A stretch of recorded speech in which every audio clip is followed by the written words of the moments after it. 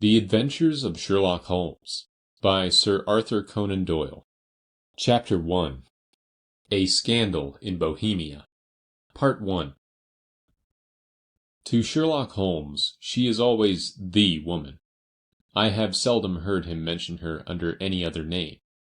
In his eyes, she eclipses and predominates the whole of her sex. It was not that he felt any emotion akin to love for Irene Adler. All emotions, and that one particularly, were abhorrent to his cold, precise, but admirably balanced mind. He was, I take it, the most perfect reasoning and observing machine that the world has seen. But as a lover, he would have placed himself in a false position. He never spoke of the softer passions, save with a gibe and a sneer. They were admirable things for the observer, excellent for drawing the veil from men's motives and actions. But for the trained reasoner to admit such intrusions into his own delicate and finely adjusted temperament was to introduce a distracting factor which might throw a doubt upon all his mental results.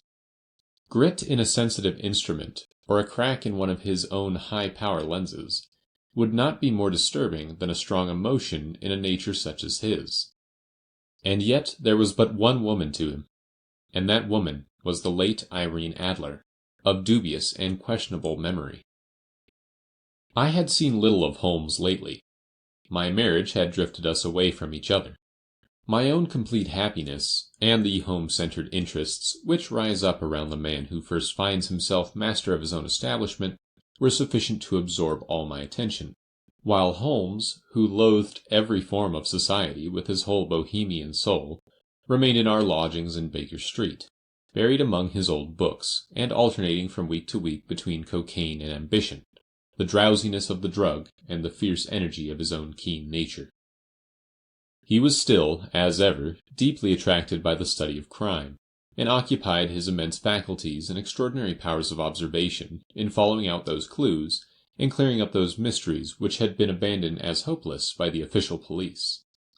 From time to time I heard some vague account of his doings, of his summons to Odessa in the case of the Trepoff murder, of his clearing up of the singular tragedy of the Atkinson brothers at Trincomalee, and finally of the mission which he had accomplished so delicately and successfully for the reigning family of Holland. Beyond these signs of his activity, however, which I merely shared with all the readers of the daily press, I knew little of my former friend and companion. One night, it was on the 20th of March, 1888, I was returning from a journey to a patient, for I had now returned to civil practice, when my way led me through Baker Street. As I passed the well-remembered door, which must always be associated in my mind with my wooing, and with the dark incidents of the study in scarlet, I was seized with a keen desire to see Holmes again, and to know how he was employing his extraordinary powers. His rooms were brilliantly lit, and, even as I looked up, I saw his tall, spare figure pass twice in a dark silhouette against the blind. He was pacing the room swiftly, eagerly, with his head sunk upon his chest and his hands clasped behind him. To me, who knew his every mood and habit, his attitude and manner told their own story. He was at work again. He had risen out of his drug-created dreams and was hot upon the scent of some new problem. I rang the bell and was shown up to the chamber which had formerly been in part my own. His manner was not effusive. It seldom was, but he was glad, I think, to see me. With hardly a word spoken, but with a kindly eye, he waved me to an armchair, threw across his case of cigars, and indicated a spirit case and a gasogene in the corner. Then he stood before the fire and looked me over in his singular introspective fashion. "Wedlock suits you," he remarked. "I think, Watson, that you have put on 7½ pounds since I saw you." "7!" I answered. "Indeed, I should have thought a little more." "Just a trifle more, I fancy, Watson. And in practice again, I observe. You did not tell me that you intended to go into harness." "Then how did you know?" "I see it. I deduce it. How do I know that you have been getting yourself very wet lately, and that you have a most clumsy and careless servant girl?" "My dear Holmes," said I, "this is too much. You would certainly have been burned had you lived a few centuries ago." It is true that I had a country walk on Thursday, and came home in a dreadful mess. But as I have changed my clothes, I can't imagine how you deduce it. As to Mary Jane, she is incorrigible, and my wife has given her notice. But there again, I fail to see how you work it out." He chuckled to himself and rubbed his long, nervous hands together. "It is simplicity itself," said he.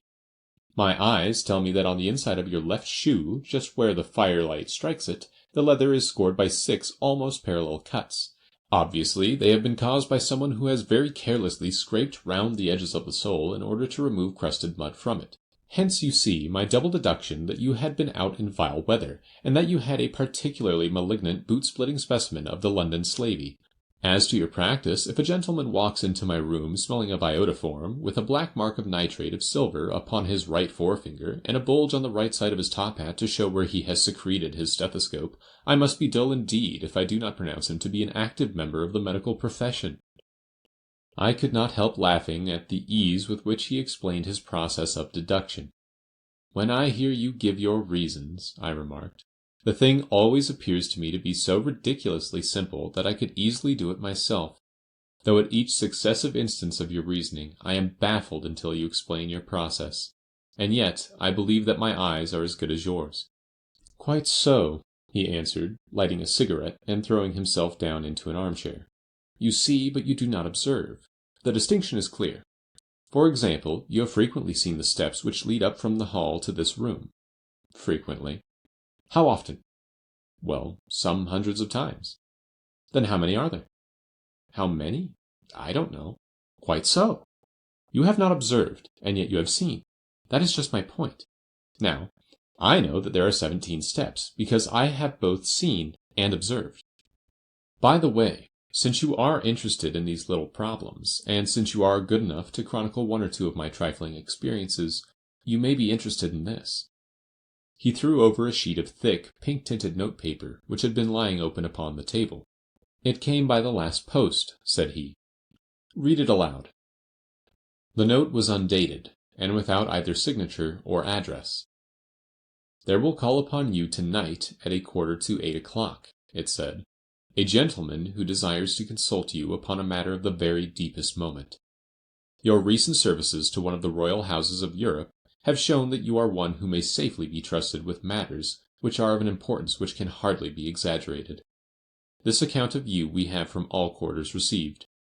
Be in your chamber then at that hour, and do not take it amiss if your visitor wear a mask." "This is indeed a mystery," I remarked. "What do you imagine that it means?" "I have no data yet. It is a capital mistake to theorize before one has data. Insensibly one begins to twist facts to suit theories, instead of theories to suit facts. But the note itself, what do you deduce from it?" I carefully examined the writing, and the paper upon which it was written. "The man who wrote it was presumably well-to-do," I remarked, endeavoring to imitate my companion's process. "Such paper could not be bought under half a crown a packet. It is peculiarly strong and stiff." "Peculiar. That is the very word," said Holmes. "It is not an English paper at all. Hold it up to the light." I did so, and saw a large E with a small g, a P, and a large G with a small t woven into the texture of the paper. "What do you make of that?" asked Holmes. "The name of the maker, no doubt, or his monogram, rather." "Not at all. The G with the small t stands for Gesellschaft, which is the German for company. It is a customary contraction like our Co. P, of course, stands for papier. Now for the E.G. Let us glance at our Continental Gazetière." He took down a heavy brown volume from his shelves. "Eglov, Eglonitz. Here we are. Egria. It is in a German-speaking country, in Bohemia, not far from Carlsbad. Remarkable as being the scene of the death of Wallenstein, and for its numerous glass factories and paper mills. Ha ha, my boy, what do you make of that?" His eyes sparkled, and he sent up a great blue triumphant cloud from his cigarette. "The paper was made in Bohemia," I said. "Precisely. And the man who wrote the note is a German. Do you note the peculiar construction of the sentence? 'This account of you we have from all quarters received'? A Frenchman or Russian could not have written that. It is the German who is so uncourteous to his verbs. It only remains, therefore, to discover what is wanted by this German who writes on Bohemian paper and prefers wearing a mask to showing his face. And here he comes, if I am not mistaken, to resolve all our doubts. As he spoke, there was the sharp sound of horses' hoofs and grating wheels against the curb, followed by a sharp pull at the bell. Holmes whistled. "A pair, by the sound," said he. "Yes," he continued, glancing out the window. "A nice little brougham, and a pair of beauties. 150 guineas apiece. There's money in this case, Watson, if there is nothing else." "I think that I had better go, Holmes." "Not a bit, Doctor. Stay where you are. I am lost without my Boswell, and this promises to be interesting. It would be a pity to miss it." "But your client—" "Never mind him. I may want your help, and so may he. Here he comes. Sit down in that armchair, Doctor, and give us your best attention." A slow and heavy step, which had been heard upon the stairs and in the passage, paused immediately outside the door. There was a loud and authoritative tap. "Come in," said Holmes. A man entered who could hardly have been less than 6 feet 6 inches in height, with the chest and limbs of a Hercules. His dress was rich, with a richness which would, in England, be looked upon as akin to bad taste. Heavy bands of astrakhan were slashed across the sleeves and fronts of his double-breasted coat, while the deep blue cloak which was thrown over his shoulders was lined with flame-colored silk, and secured at the neck with a brooch which consisted of a single flaming beryl. Boots which extended halfway up his calves, and which were trimmed at the tops with rich brown fur, completed the impression of barbaric opulence which was suggested by his whole appearance. He carried a broad-brimmed hat in his hand, while he wore across the upper part of his face, extending down past the cheek-bones, a black visored mask, which he had apparently adjusted that very moment, for his hand was still raised to it as he entered. From the lower part of the face he appeared to be a man of strong character, with a thick, hanging lip, and a long, straight chin, suggestive of resolution pushed to the length of obstinacy. "You had my note?" he asked with a deep, harsh voice and a strongly marked German accent. "I told you that I would call." He looked from one to the other of us, as if uncertain which to address. "Pray take a seat," said Holmes. "This is my friend and colleague, Dr. Watson, who is occasionally good enough to help me in my cases. Whom have I the honor to address?" "You may address me as the Count von Kramm, a Bohemian nobleman. I understand that this gentleman, your friend, is a man of honor and discretion, whom I may trust with a matter of the most extreme importance. If not, I should much prefer to communicate with you alone." I rose to go, but Holmes caught me by the wrist and pushed me back into my chair. "It is both or none," said he. "You may say before this gentleman anything which you may say to me." The Count shrugged his broad shoulders. "Then I must begin," said he, "by binding you both to absolute secrecy for 2 years. At the end of that time, the matter will be of no importance. At present, it is not too much to say that it is of such weight it may have an influence upon European history." "I promise," said Holmes. "And I." "You will excuse this mask," continued our strange visitor. "The august person who employs me wishes his agent to be unknown to you. And I may confess at once that the title by which I have just called myself is not exactly my own." "I was aware of it," said Holmes dryly. "The circumstances are of great delicacy, and every precaution has to be taken to quench what might grow to be an immense scandal and seriously compromise one of the reigning families of Europe. To speak plainly, the matter implicates the great house of Ormstein, hereditary kings of Bohemia." "I was also aware of that," murmured Holmes, settling himself down in his armchair, and closing his eyes. Our visitor glanced with some apparent surprise at the languid, lounging figure of the man who had been no doubt depicted to him as the most incisive reasoner and most energetic agent in Europe. Holmes slowly reopened his eyes and looked impatiently at his gigantic client. "If your Majesty would condescend to state your case," he remarked, "I should be better able to advise you." The man sprang from his chair, and paced up and down the room in uncontrollable agitation. Then, with a gesture of desperation, he tore the mask from his face and hurled it upon the ground. "You are right!" he cried. "I am the king! Why should I attempt to conceal it?" Why indeed, murmured Holmes. Your Majesty had not spoken before I was aware that I was addressing Wilhelm Gottsreich Sigismund von Ormstein, Grand Duke of Castle Felstein, and hereditary King of Bohemia. But you can understand, said our strange visitor, sitting down once more and passing his hand over his high white forehead. You can understand that I am not accustomed to doing such business in my own person. Yet the matter was so delicate that I could not confide it to an agent without putting myself in his power. I have come incognito from Prague for the purpose of consulting you. Then pray consult, said Holmes, shutting his eyes once more. The facts are briefly these. Some 5 years ago, during a lengthy visit to Warsaw, I made the acquaintance of the well-known adventuress, Irene Adler. The name is no doubt familiar to you. Kindly look her up in my index, Doctor, murmured Holmes without opening his eyes. For many years he had adopted a system of docketing all paragraphs concerning men and things, so that it was difficult to name a subject or a person on which he could not at once furnish information. In this case I found her biography sandwiched in between that of a Hebrew rabbi and that of a staff commander who had written a monograph upon the deep-sea fishes. Let me see, said Holmes. Born in New Jersey in the year 1858. Contralto. La Scala. Prima donna imperiale. Opera of Warsaw. Yes, retired from operatic stage. Living in London. Quite so. Your Majesty, as I understand, became entangled with this young person, wrote her some compromising letters, and is now desirous of getting those letters back. Precisely so. But how? Was there a secret marriage? None. No legal papers or certificates? None. Then I fail to follow your Majesty. If this young person should produce her letters for blackmailing or other purposes, how is she to prove their authenticity? There is the writing. Pooh, forgery. My private notepaper. Stolen. My own seal. Imitated. My photograph? Bought. We were both in the photograph. Oh dear, that is very bad. Your Majesty has indeed committed an indiscretion. I was mad. Insane. You have compromised yourself seriously. I was only Crown Prince then. I was young. I am but 30 now. It must be recovered. We have tried and failed.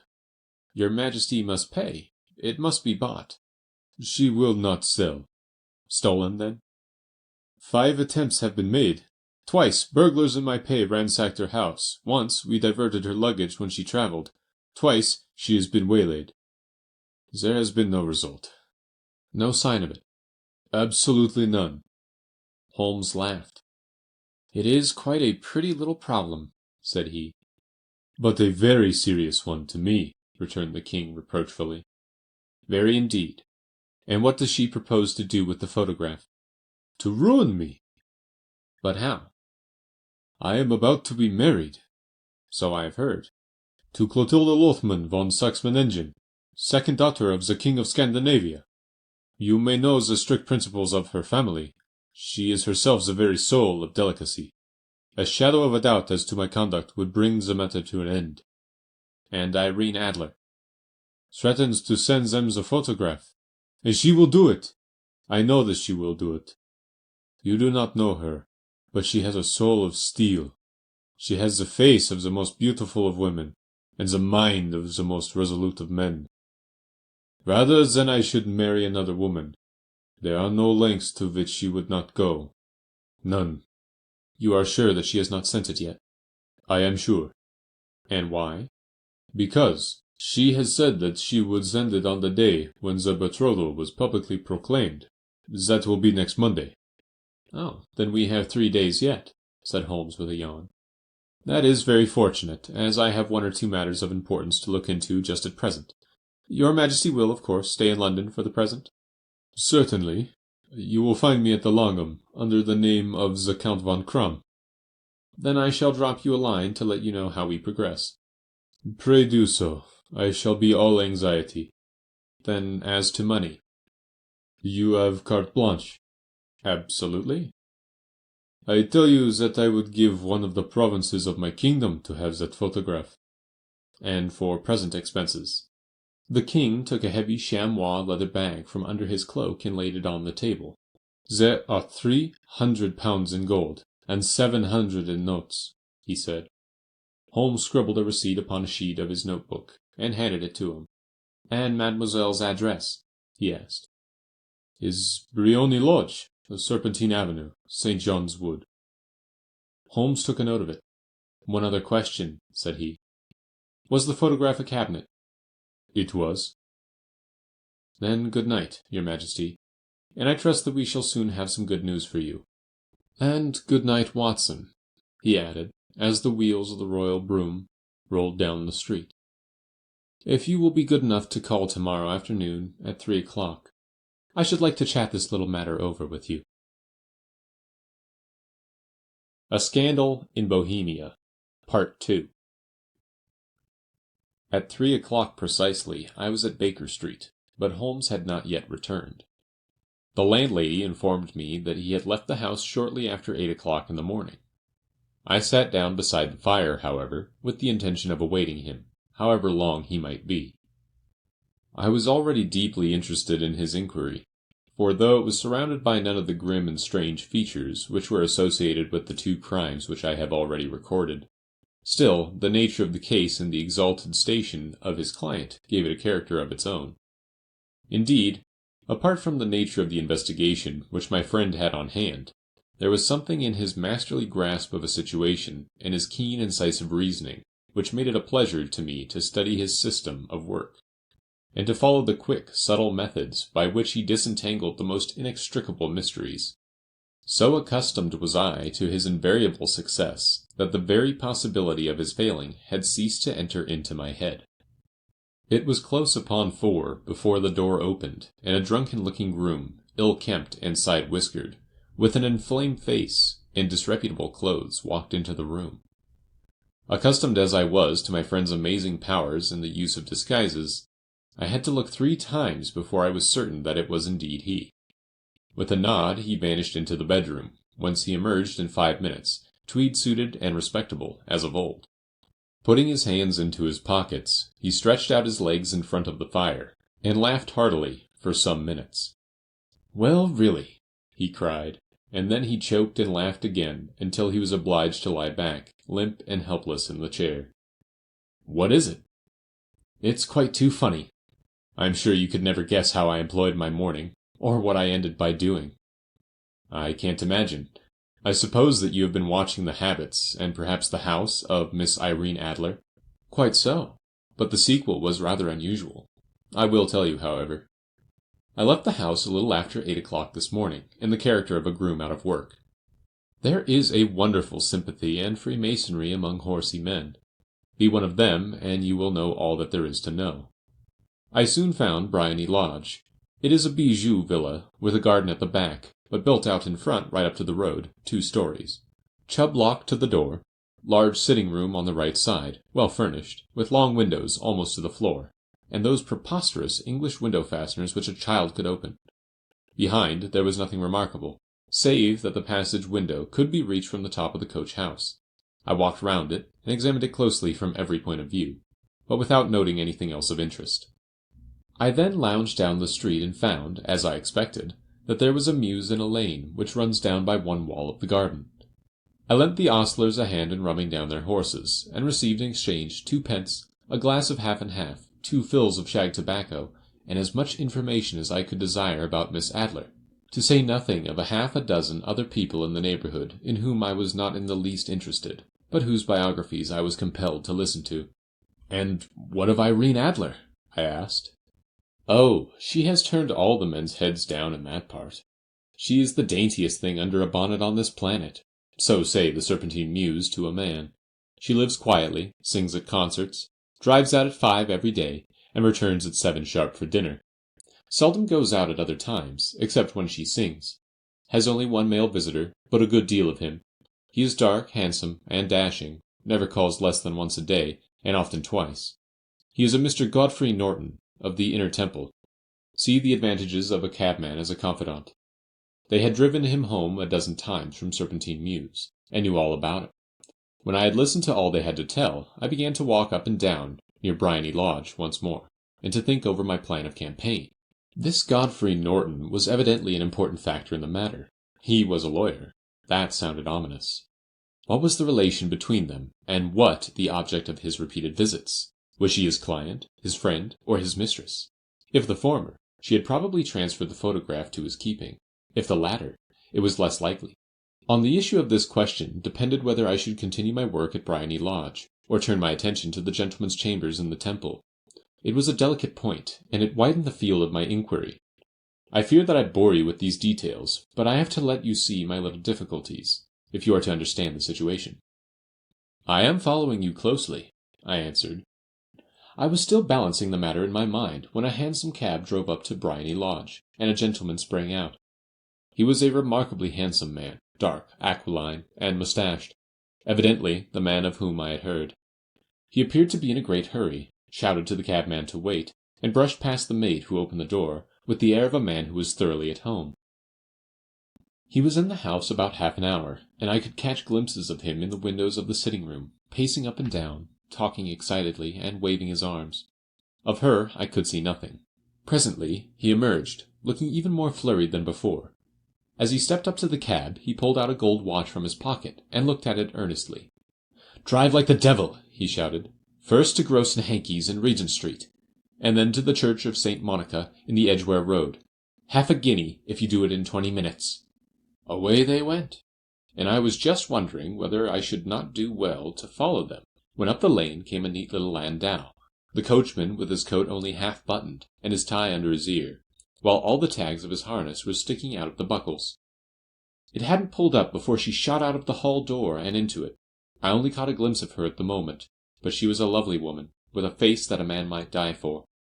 "The Church of St. Monica, John," she cried, "and half a sovereign if you reach it in 20 minutes. This was quite too good to lose, Watson. I was just balancing whether I should run for it, or whether I should perch behind her landau, when a cab came through the street. The driver looked twice at such a shabby fare, but I jumped in before he could object. "The Church of St. Monica," said I, "and half a sovereign if you can reach it in 20 minutes. It was 25 minutes to 12, and of course it was clear enough what was in the wind. My cabby drove fast. I don't think I ever drove faster, but the others were there before us. The cab and the landau with their steaming horses were in front of the door when I arrived. I paid the man and hurried into the church. There was not a soul there, save the two of whom I had followed, and a surpliced clergyman, who seemed to be expostulating with them. They were all three standing in a knot in front of the altar. I lounged up the side aisle like any other idler who has dropped into a church. Suddenly, to my surprise, the three at the altar faced round to me, and Godfrey Norton came running as hard as he could towards me. "Thank God!" he cried. "You'll do. Come, come." "What then?" I asked. "Come, man, come! Only 3 minutes, or it won't be legal." I was half dragged up to the altar, and before I knew where I was, I found myself mumbling responses which were whispered in my ear, and vouching for things of which I knew nothing, and generally assisting in the secure tying up of Irene Adler, spinster, to Godfrey Norton, bachelor. It was all done in an instant, and there was the gentleman thanking me on the one side, and the lady on the other, while the clergyman beamed on me in front. It was the most preposterous position in which I ever found myself in my life, and it was the thought of it that started me laughing just now. It seems that there had been some informality about their license, that the clergyman absolutely refused to marry them without a witness of some sort, and that my lucky appearance saved the bridegroom from having to sally out into the streets in search of a best man. The bride gave me a sovereign, and I mean to wear it on my watch-chain in memory of the occasion. "This is a very unexpected turn of affairs," said I. "And what then?" "Well, I have found my plans very seriously menaced. It looked as if the pair might take an immediate departure, and so necessitate very prompt and energetic measures on my part. At the church door, however, they separated, he driving back to the Temple, and she to her own house. "I shall drive out in the park at 5 as usual," she said as she left him. I heard no more. They drove away in different directions, and I went off to make my own arrangements. "Which are?" "Some cold beef and a glass of beer," he answered, ringing the bell. "I have been too busy to think of food, and I am likely to be busier still this evening. By the way, Doctor, I shall want your cooperation." "I shall be delighted." "You don't mind breaking the law?" "Not in the least." "Nor running a chance of arrest?" "Not in a good cause." Oh, the cause is excellent. Then I am your man. I was sure that I might rely on you. But what is it you wish? When Mrs. Turner has brought in the tray, I will make it clear to you. Now, he said as he turned hungrily on the simple fare that our landlady had provided, I must discuss it while I eat, for I have not much time. It is nearly 5 now. In 2 hours we must be on the scene of action. Miss Irene, or Madame, rather, returns from her drive at 7. We must be at Briony Lodge to meet her. And what then? You must leave that to me. I have already arranged what is to occur. There is only one point on which I must insist. You must not interfere, come what may. You understand. I am to be neutral? To do nothing whatever. There will probably be some small unpleasantness. Do not join in it. It will end in my being conveyed into the house. 4 or 5 minutes afterwards, the sitting-room window will open. You are to station yourself close to that open window. Yes. You are to watch me, for I will be visible to you. Yes. And when I raise my hand, so, you will throw into the room what I give you to throw, and will, at the same time, raise the cry of fire. You quite follow me? Entirely. It is nothing very formidable, he said, taking a long cigar-shaped roll from his pocket. It is an ordinary plumber's smoke rocket, fitted with a cap at either end to make it self-lighting. Your task is confined to that. When you raise your cry of fire, it will be taken up by quite a number of people. You may then walk to the end of the street, and I will rejoin you in 10 minutes. I hope that I have made myself clear. I am to remain neutral, to get near the window, to watch you, and at the signal to throw in this object, then to raise the cry of fire, and to wait you at the corner of the street. Precisely. Then you may entirely rely on me. That is excellent. I think perhaps it is almost time that I prepare for the new role I have to play. He disappeared into his bedroom, and returned in a few minutes in the character of an amiable and simple-minded nonconformist clergyman. His broad black hat, his baggy trousers, his white tie, his sympathetic smile, and general look of peering and benevolent curiosity were such as Mr. John Hare alone could have equalled.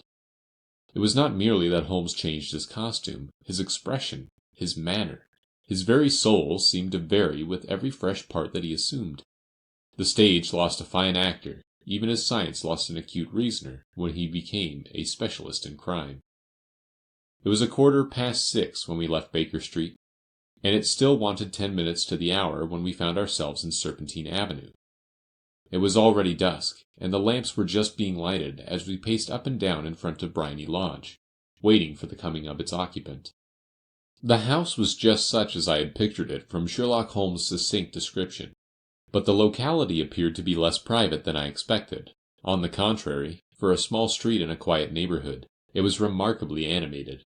There was a group of shabbily dressed men smoking and laughing in a corner, a scissors grinder with his wheel, 2 guardsmen who were flirting with a nurse girl, and several well-dressed young men who were lounging up and down with cigars in their mouths.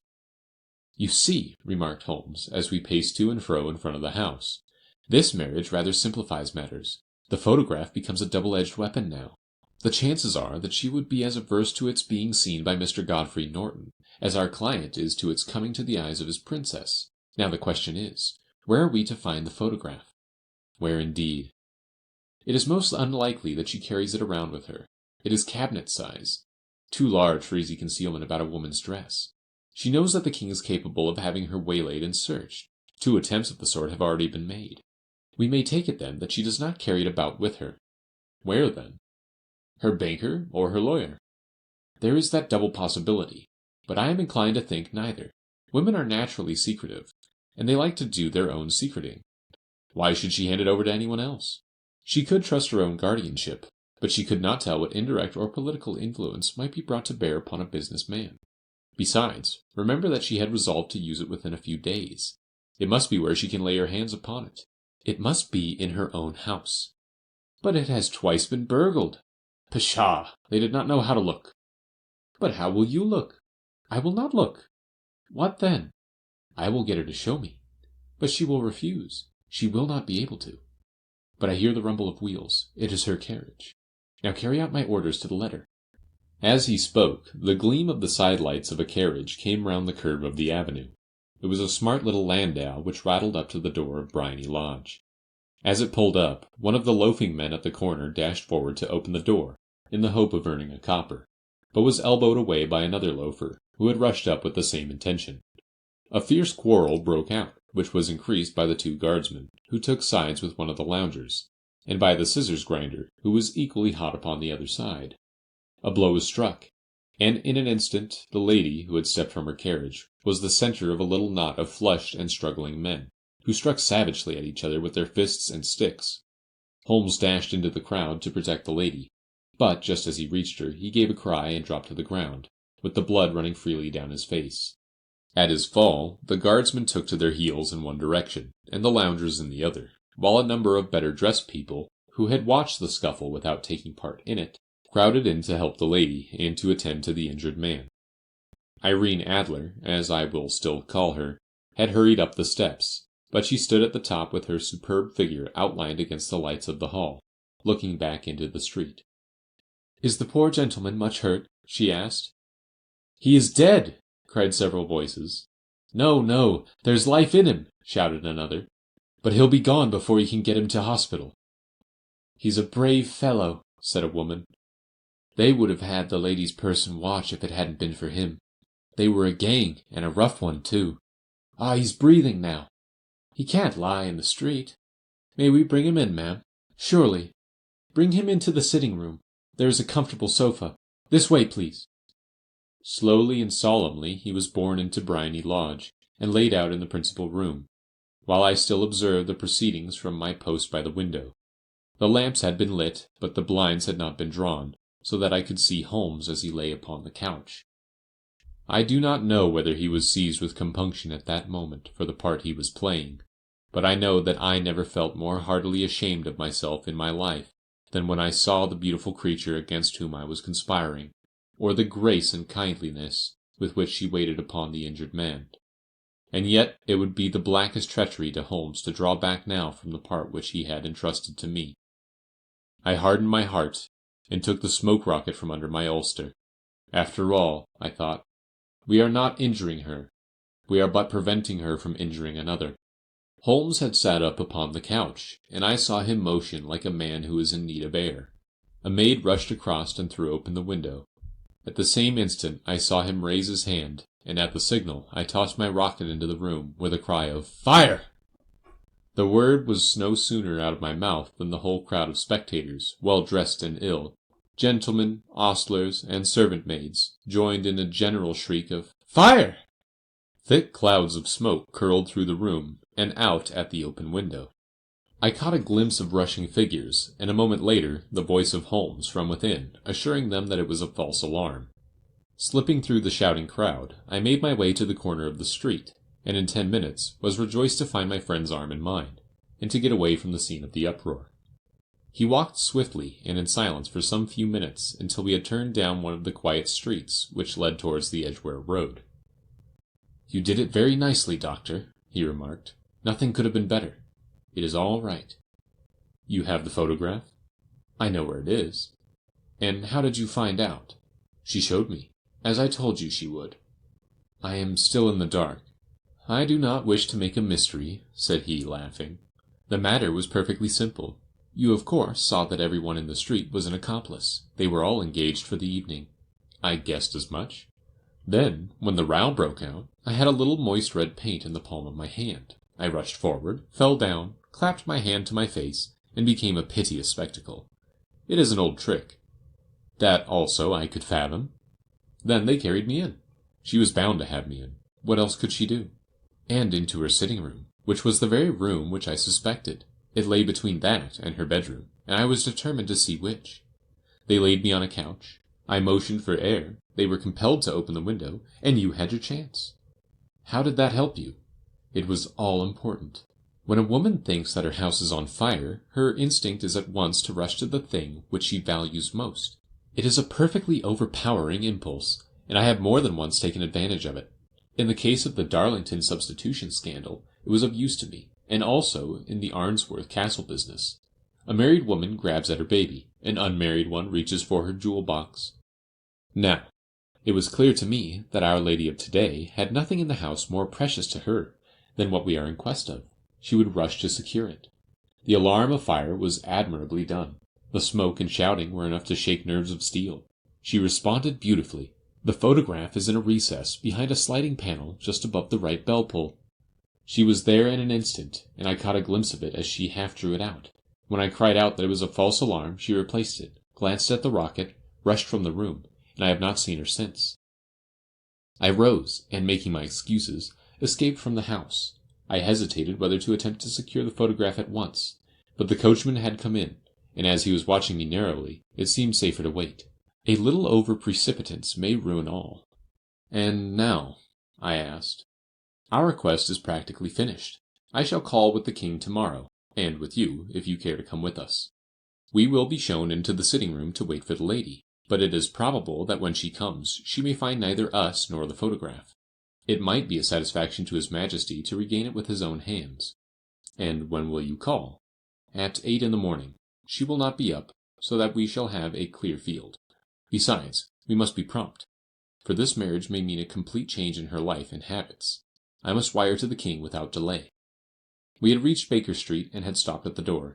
He was searching his pockets for the key when someone passing said, "Good night, Mr. Sherlock Holmes." There were several people on the pavement at the time, but the greeting appeared to come from a slim youth in an ulster who had hurried by. "I've heard that voice before," said Holmes, staring down the dimly lit street. "Now I wonder who the deuce that could have been." A Scandal in Bohemia, Part 3. I slept at Baker Street that night, and we were engaged upon our toast and coffee in the morning when the King of Bohemia rushed into the room. "You have really got it!"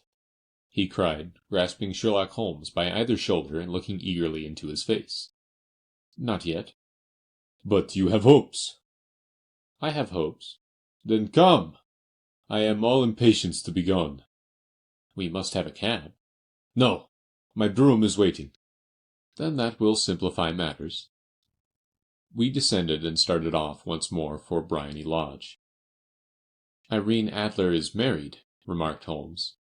"Married? When?" "Yesterday." "But to whom?" "To an English lawyer named Norton." "But she could not love him." "I am in hopes that she does." "And why in hopes?" "Because it would spare your Majesty all fear of future annoyance. If the lady loves her husband, she does not love your Majesty. If she does not love your Majesty, there is no reason why she should interfere with your Majesty's plan." "It is true, and yet... Well, I wish she had been of my own station. What a queen she would have made." He relapsed into a moody silence, which was not broken until we drew up in Serpentine Avenue. The door of Briony Lodge was open, and an elderly woman stood upon the steps. She watched us with a sardonic eye as we stepped from the brougham. "Mr. Sherlock Holmes, I believe," said she. "I am Mr. Holmes," answered my companion, looking at her with a questioning and rather startled gaze. "Indeed. My mistress told me that you were likely to call. She left this morning with her husband by the 5:15 train from Charing Cross for the Continent." "What?" Sherlock Holmes staggered back, white with chagrin and surprise. "Do you mean that she has left England, never to return?" "And the papers?" asked the king hoarsely. "All is lost." "We shall see." He pushed past the servant and rushed into the drawing-room, followed by the king and myself. The furniture was scattered about in every direction, with dismantled shelves and open drawers, as if the lady had hurriedly ransacked them before her flight. Holmes rushed at the bell-pull, tore back a small sliding shutter, and plunging in his hand, pulled out a photograph and a letter. The photograph was of Irene Adler herself in evening dress. The letter was superscribed to Sherlock Holmes, Esquire, to be left till called for. My friend tore it open, and we all three read it together. It was dated at midnight of the preceding night, and ran in this way. "My dear Mr. Sherlock Holmes, you really did it very well. You took me in completely. Until after the alarm of fire, I had not a suspicion. But then, when I found how I had betrayed myself, I began to think. I had been warned against you months ago. I had been told that, if the king employed an agent, it would certainly be you. And your address had been given me. Yet, with all this, you made me reveal what you wanted to know. Even after I became suspicious, I found it hard to think evil of such a dear, kind old clergyman. But you know, I have been trained as an actress myself. Male costume is nothing new to me. I often take advantage of the freedom which it gives. I sent John, the coachman, to watch you, ran upstairs, got into my walking clothes, as I call them, and came down just as you departed. Well, I followed you to your door, and so made sure that I was really an object of interest to the celebrated Mr. Sherlock Holmes. Then I, rather imprudently, wished you good night, and started for the Temple to see my husband. We both thought the best resource was flight when pursued by so formidable an antagonist.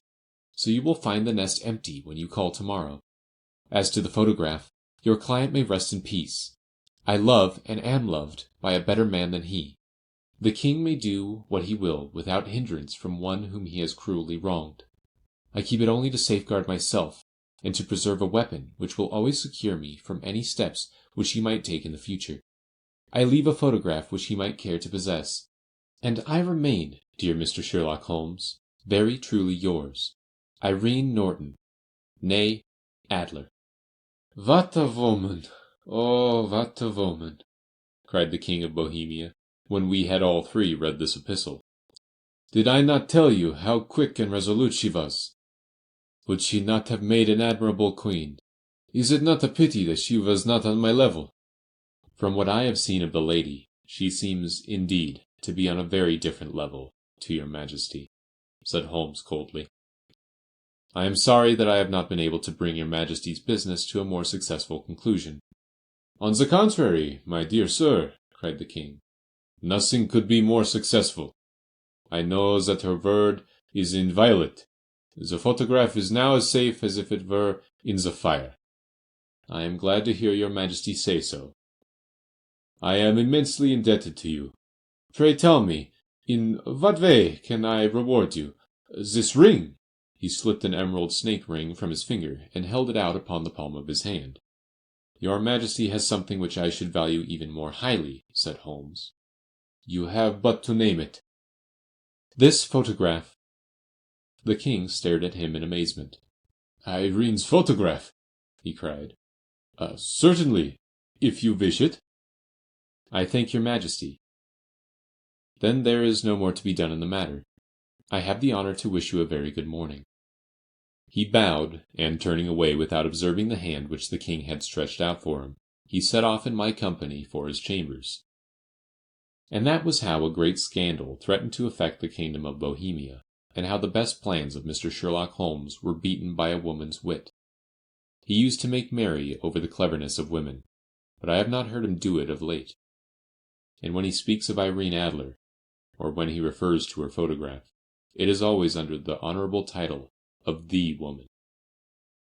End of chapter 1.